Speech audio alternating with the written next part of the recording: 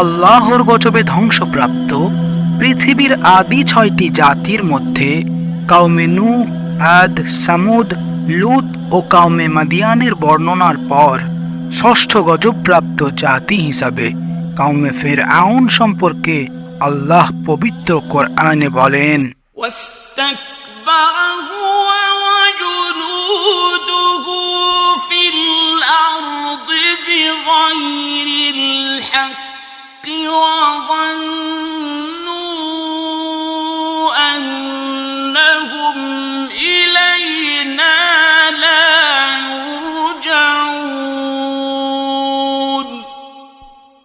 فأخذناه وجنوده فنبذناهم في اليم فانظر كيف كان عاقبة الظالمين। ফিরআউন ও তার বাহিনী অন্যায়ভাবে জমিনে অহংকার করেছিল। তারা মনে করেছিল যে তাদেরকে আমার নিকট ফিরিয়ে আনা হবে না। অতঃপর আমি তাকে ও তার বাহিনীকে পাকড়াও করলাম, তারপর তাদেরকে সমুদ্রে নিক্ষেপ করলাম। অতএব দেখো জালিমদের পরিণাম কিরূপ হয়েছিল।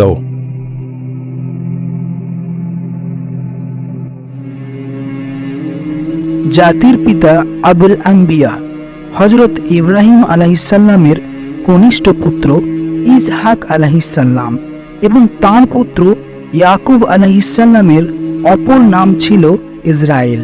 হিব্রু ভাষায় ইসরাইল শব্দটির আবিধানিক অর্থ হল আল্লাহর দাস।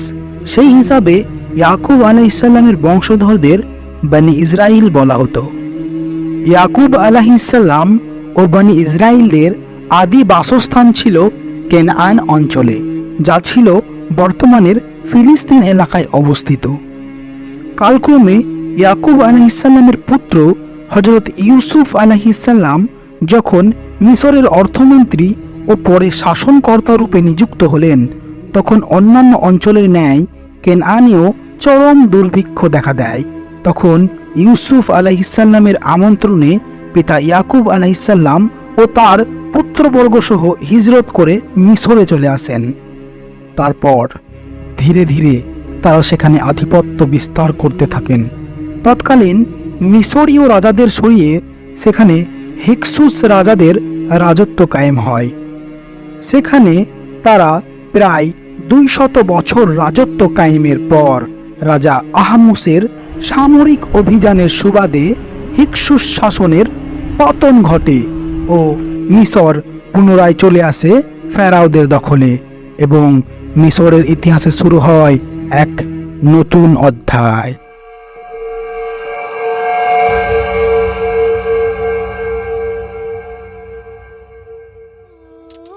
সময়টা ছিল খ্রিস্টপূর্ব 3য় শতাব্দী। তখনকার সময়ে প্রাচীন মিশরের রাজধানী ছিল পেন্টাটিউক। নীল নদের তীরে ছিল এই নগরীর অবস্থান। এই নগরীর শেষ প্রান্তে বসবাস করতেন বনি ইসরাইলের লোকেরা এবং এই নগরীর যিনি সম্রাট হতেন তাকে বলা হতো ফিরআউন। ফিরআউন এই নামটি শোনেননি এমন ব্যক্তি হয়তো খুব কমই আছেন। তবে ফিরআউন কোনো বিশেষ ব্যক্তির নাম নয়, বরং ফিরআউন হলো বনি ইসরায়েলিদের যুগে ধর্মযাজক ও সম্ভ্রান্ত পরিবারের কর্তা ব্যক্তিদের খেতাব বা উপাধি। কিন্তু পরবর্তীতে বনি ইসরায়েলেরা যখন রাজ্য শাসনের ক্ষমতা হারায়, তখন যারা ওই অঞ্চলে রাজা হতেন তাদেরকে বলা হতো ফিরআউন, মিশরীয়দের ভাষায় যাকে বলা হতো ফেরাও। তবে পবিত্র কোরআনে উল্লিখিত ফিরআউন ঠিক কোন ফিরআউন এ বিষয়ে বিভিন্ন স্কলারদের মধ্যে মতভেদ রয়েছে। তবে কোনো স্কলারদের মতে রামেসিস দ্য সেকেন্ডই হলেন পবিত্র কোরআনের উল্লিখিত ফিরআউন এবং ইতিহাসবিদগণ এই রামেসিসকেই মিশরের সবচেয়ে প্রতাপশালী ফেরাও হিসাবে চিহ্নিত করে থাকেন।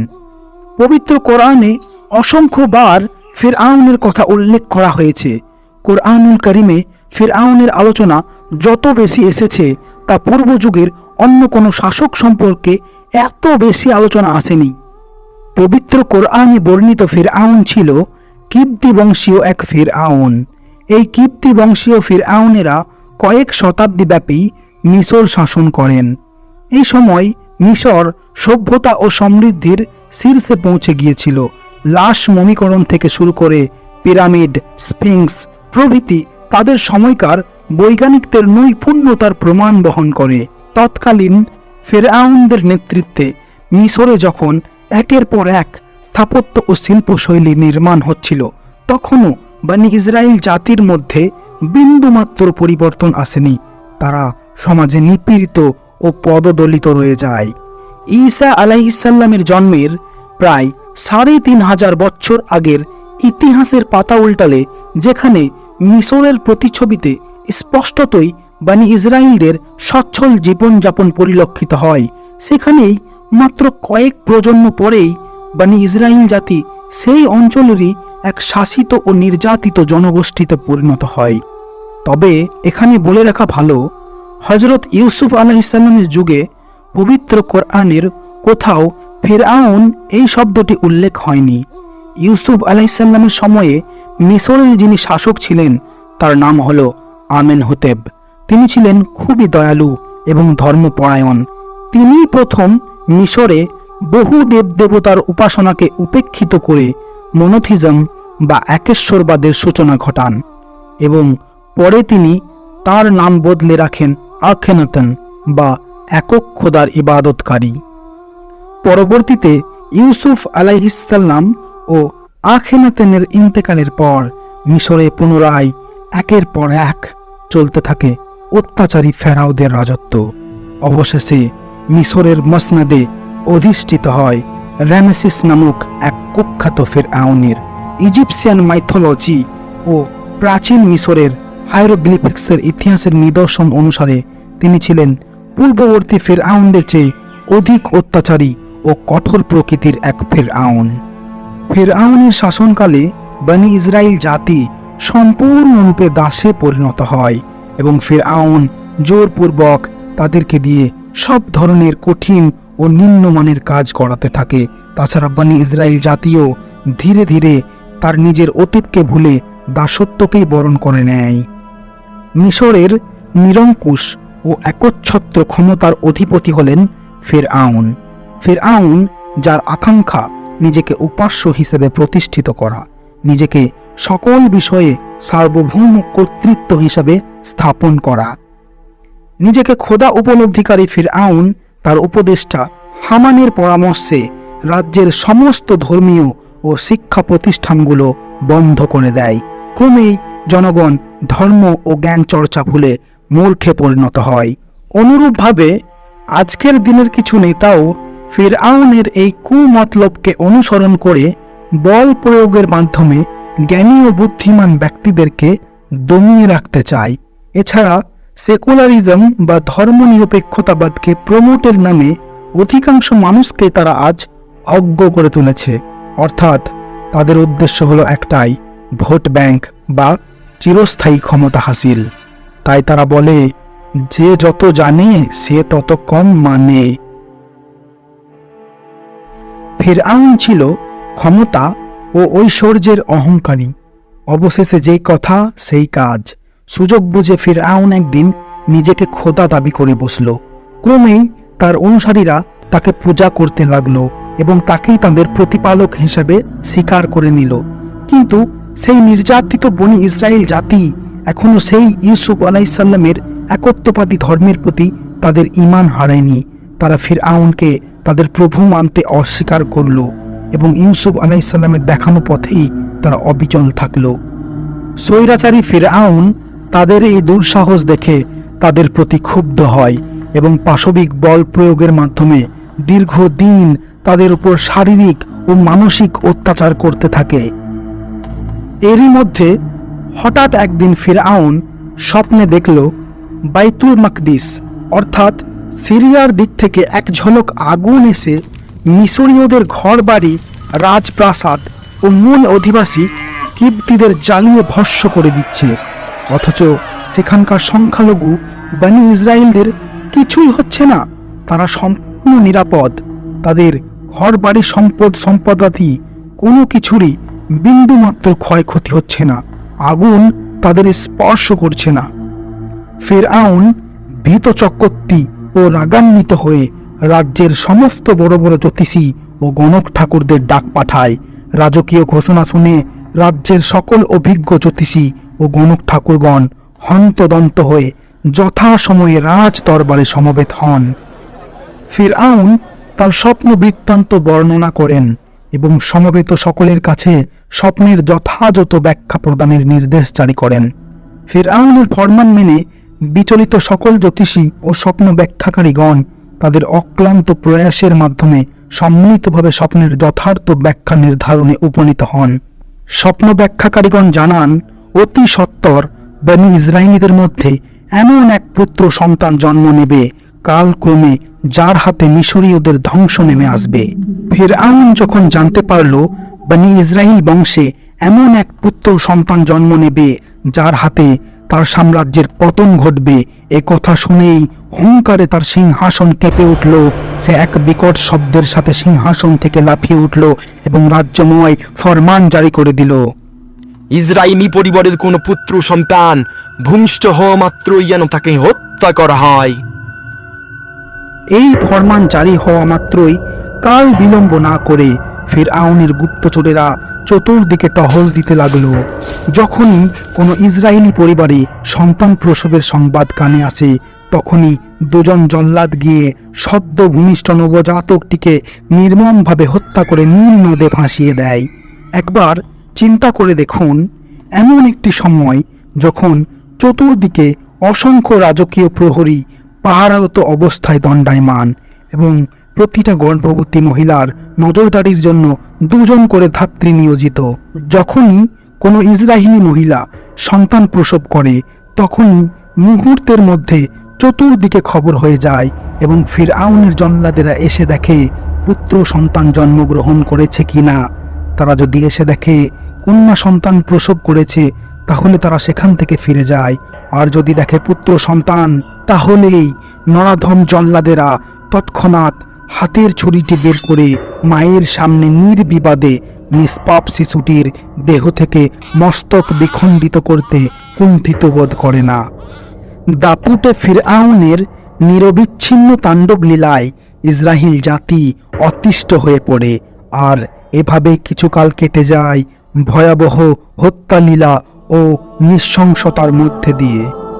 পাপাত্তা ফিরআউন একটি শিশুর জন্ম ঠেকাতে হাজার হাজার নিরীহ শিশুকে নির্মমভাবে হত্যা করে, আর এভাবেই বনী ইসরায়েলীদের ঘরে ঘরে কান্নার রোল পড়ে গেল। উপরন্ত এই সময় বনী ইসরায়েলীদের মাঝে ভয়ানক এক মহামারী ছড়িয়ে পড়ে। এই মহামারীর কবলে পড়ে হাজার হাজার বনী ইসরায়েলি পুরুষ মৃত্যুর কোলে ঢলে পড়ে, যার ফলে গোটা রাজ্য জুড়ে প্রকট কর্মী সংকট দেখা দেয়। ফিরআউনের নেতৃস্থানীয় সভাসদেরা এটি উপলব্ধি করতে পেরে শঙ্কিত হন এবং বিষয়টি ফিরআউনকে অবগত করেন। ফিরআউন কর্তৃক পরিচালিত হত্যালীলা ও মহামারীর কবলে পড়ে সর্বপ্রকার কাজকর্ম বন্ধ হওয়ার উপক্রম হয়। যেহেতু কিবতী সম্প্রদায়ের লোকেরা সকল প্রকার নিম্নমানের কাজকর্ম পূরণের জন্য বনী ইসরায়েলি পুরুষদের উপর নির্ভর ছিল, সেহেতু তারা বলে ওঠে, ইসরায়েলি পুত্র সন্তানদের এভাবে হত্যা করতে থাকলে ইসরায়েলি পুরুষ কর্মীরা দিন নিশ্চিহ্ন হয়ে পড়বে। তখন সব নিম্নমানের কার্যগুলো আমাদের নিজেদেরকেই করতে হবে। বিষয়টি ফিরআউনের দৃষ্টিগোচর হলে মন্ত্রী হামানের পরামর্শে বনী ইসরায়েলি পুত্র সন্তানদের 1 বছর হত্যা ও পরবর্তী 1 বছর হত্যা থেকে বিরতি দেওয়ার হুকুম জারি হয়। এভাবেই দেখতে দেখতে বিরতির 1টি বছর কেটে যায়, পুনরায় শুরু হয় হত্যালীলা বর্ষ। চলতে থাকে পূর্বের ন্যায় নৃশংসতা, চতুর্দিকে কেবল হত্যালীলা আর হত্যালীলা। তবে এরই মাঝে বনী ইসরায়েলের এক নারী গর্ভবতী হলেন। অতঃপর হাজারো বাধা বিপত্তিকে উপেক্ষার মধ্যে দিয়ে মায়ের কোল আলোকিত করে পৃথিবীতে এলেন ফুটফুটে চেহারার এক নবজাতক। ভূমিষ্ঠ হলেন মুসা আলাইহিস সালাম।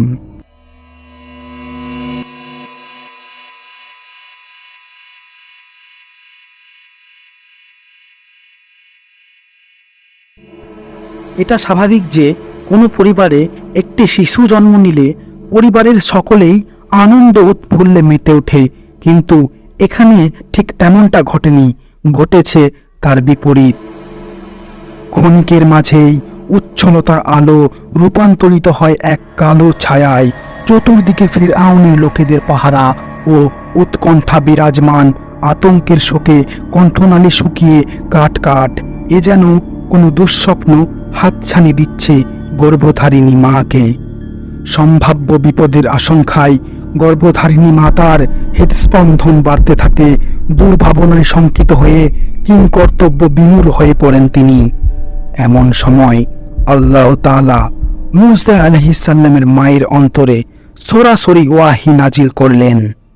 আর আমি মূসার মায়ের প্রতি নির্দেশ পাঠালাম, তুমি তাকে দুগ্ধ পান করাতে থাকো।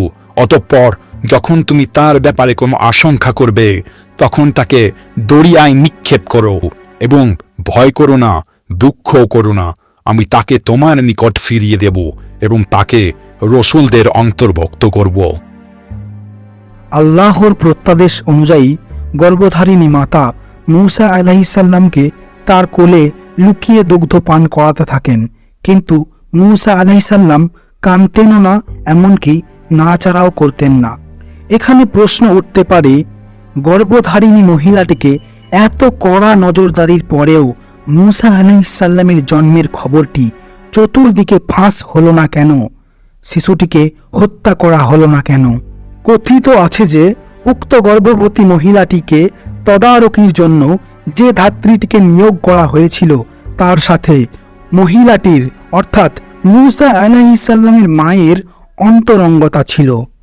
ওই ধাত্রীর হাতেই মূসা আলাইহিস সালামের জন্ম হয়।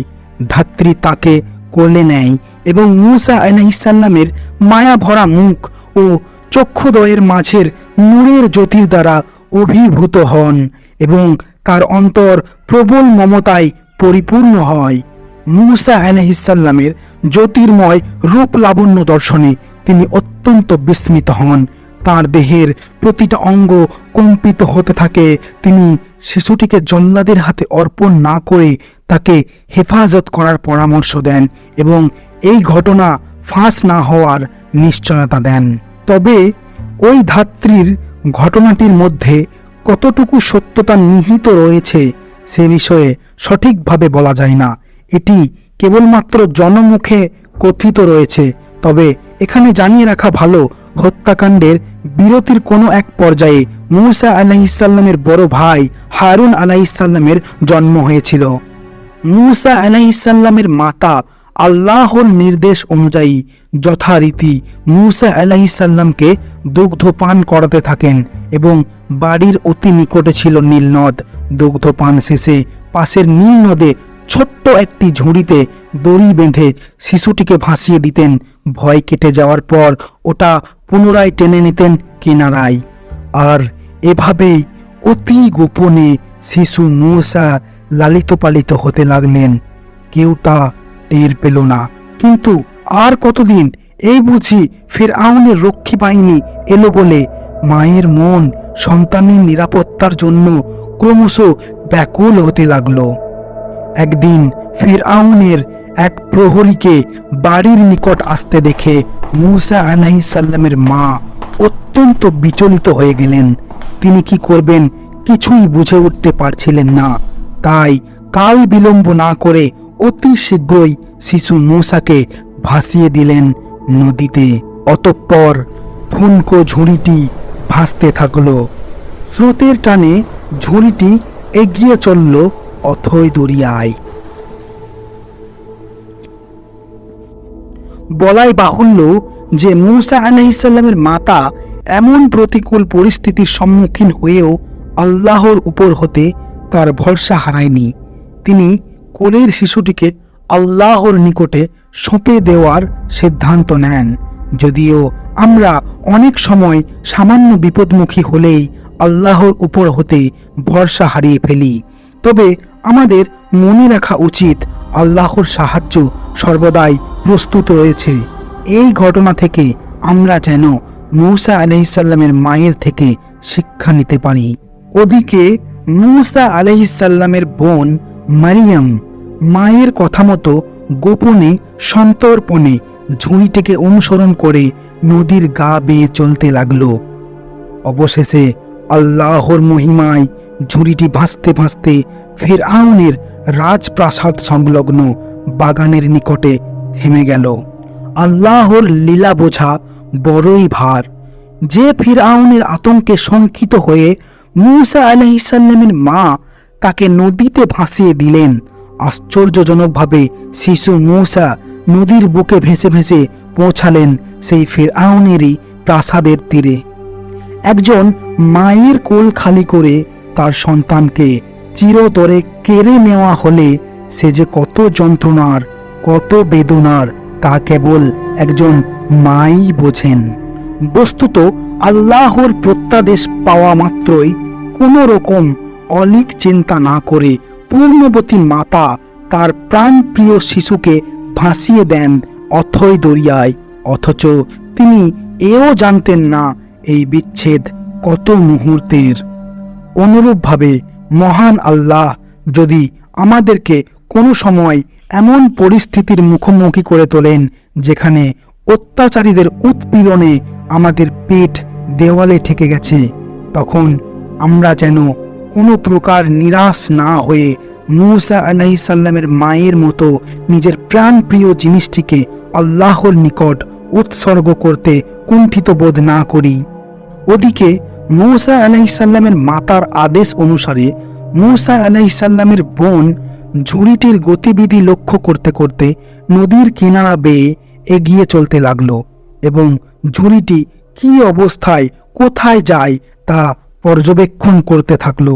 তবে আল্লাহর হুকুমে ঠুনকো ঝুড়িটি ভাসতে ভাসতে নদীর তীরস্থ একটি ঝোপের মধ্যে আটকে পড়ল। সেই সময় ফিরআউনের পূর্ণবতী স্ত্রী হজরতে আসিয়া বিনতে মুজাহিম গোসল করার জন্য তার দাসীদেরকে সঙ্গে নিয়ে সেখানে উপস্থিত হলেন। সহসা হজরতে আসিয়া ভাসমান ঝুড়িটিকে দেখতে পেলেন। একটি সিন্ধুকের মতো নতুন ঝুড়ি পানিতে ভাসতে দেখে তিনি যেমন বিস্মিত হলেন, তেমনি তার কৌতূহল হলো। কৌতূহলবশত একজন দাসীকে দিয়ে সিন্ধুকটি তুলে এনে সেটাকে খুলতে আদেশ দিলেন। সিন্ধুকটি খুলতেই তার দিকে দৃষ্টিপাত করে বিস্ময়ে স্তম্ভিত হলেন। না, এ কোনো দুর্লভ বস্তুও না, আবার কোনো মূল্যবান রত্নও না, তবে রত্নের চেয়ে কম কিছু না। সিন্ধুকের ঢাকনা খুলতেই তিনি দেখলেন এক ফুটফুটে নবজাতক তার দিকে চেয়ে মুচকে মুচকে হাসছে। এ যেন লক্ষাধিক তারার জ্যোতি একসাথে ঝলকানি দিয়ে উঠেছে। ফুটফুটে ছোট্ট শিশুটির মায়া ভরা মুখশ্রী দেখে হজরতে আসিয়া অভিভূত হয়ে পড়লেন। শিশুটিকে দেখে সবার মন স্নেহসিক্ত হয়ে ওঠে। বিশেষ করে ফিরআউনের স্ত্রী হজরতে আসিয়ার কোমল অন্তর মাতৃস্নেহে বিগলিত হয়ে পড়ে। মূসা আলাইহিসসালাম দেখতে ছিলেন খুবই সুন্দর। যেহেতু ফিরআউনের কোনো পুত্র সন্তান ছিল না, তাই আসিয়া শিশুটিকে সযত্নে প্রতিপালন করার সংকল্প স্থির করলেন। তবে এইরূপ অপ্রত্যাশিত ঘটনা কি আর বেশিক্ষণ চাপা থাকে? ততক্ষণে বিষয়টি ফিরআউনের কর্ণগোচর হতে আর বাকি নেই। বিষয়টি ফিরআউনের নিকট অবগত হতেই তৎক্ষণাৎ তিনি ঘটনাস্থলে আগমন করলেন। আসিয়ার কোলে এক পুত্র সন্তানকে দেখে তার চোখ কপালে উঠে গেল। তিনি অনতিবিলম্বে শিশুটিকে মেরে ফেলার নির্দেশ দিলেন। তিনি বিস্ময়করভাবে বলে উঠলেন, এই সেই ইসরায়েলি পুত্র যাকে আমি এতদিন ধরে খন্নে হয়ে খুঁজে বেড়াচ্ছি, যার জন্যই এত তাণ্ডব লীলা, এত হত্যা লীলা। ফিরআউনের মনে প্রবল সন্দেহের উদ্রেক হলো। তার আর বুঝতে বাকি রইল না, এই সেই ইসরায়েলি পুত্র যাকে বাঁচিয়ে রাখার অর্থই হলো তার সাম্রাজ্যের সর্বনাশ ডেকে আনা। পাপাত্তা ফিরআউন নেক্কারজনক ভাবমূর্তি নিয়ে শিশু মূসাকে মেরে ফেলতে উদ্যত হলেন। অমনি তার পথে বাধা হয়ে দাঁড়ালেন স্ত্রী আসিয়া। তিনি উপযুক্ত এবং অকাট্য যুক্তি দিয়ে অনুরোধ করে বোঝাতে থাকলেন, সামান্য একটি নবজাতক শিশুর মধ্যে এমন কি ক্ষমতা আছে যে সে আপনার এই বিশাল নিরঙ্কুশ ক্ষমতার প্রতিপক্ষ হয়ে উঠবে? তিনি ফিরআউনের নিকট করজোড়ে মিনতি করতে থাকলেন এবং বিনয়ী কণ্ঠে বলে উঠলেন, এ শিশু আমারও তোমার নয়ন মণি, একে হত্যা করো না। এ আমাদের উপকারে আসতে পারে, অথবা আমরা তাকে পুত্র কোলে নিতে পারি। আল্লাহ বলেন, অথচ তারা আমার কৌশল বুঝতেও পারল না। পুত্র সন্তানহীনা স্ত্রীর অপত্য স্নেহের কারণে এ যাত্রায় মূসা আলাইহিসসালামকে আর হত্যা করা সম্ভব হয়ে ওঠেনি। অবশেষে স্বয়ং ফিরআউনও তার প্রতি আকৃষ্ট হয়ে পড়েন। আল্লাহ তাআলা মূসার চেহারার মধ্যে এমন একটা মায়াময় কমনীয়তা দান করেছিলেন যে তাকে দেখা মাত্রই যে কেউই তার প্রতি মুগ্ধ হয়ে যেত। তার অপরূপ চক্ষু শীতলকারী মুখমণ্ডলটি ছিল চাঁদের মতো ঝলমলে, আর ফিরআউনের পাষাণ হৃদয় গলতে সেটুকুই যথেষ্ট ছিল। বস্তুত এটাও ছিল মহান আল্লাহর এক মহাপরিকল্পনা। অবশেষে মূসা আলাইহিসসালাম ফিরআউনের স্ত্রী আসিয়ার কোলেই মাতৃস্নেহ পেতে লাগলেন এবং তখন থেকেই তার নাম রাখা হলো মূসা, যার অর্থ সদ্য ভূমিষ্ঠ। তবে হিব্রু ভাষায় মূসা শব্দের অর্থ হলো যিনি পানি থেকে এসেছেন।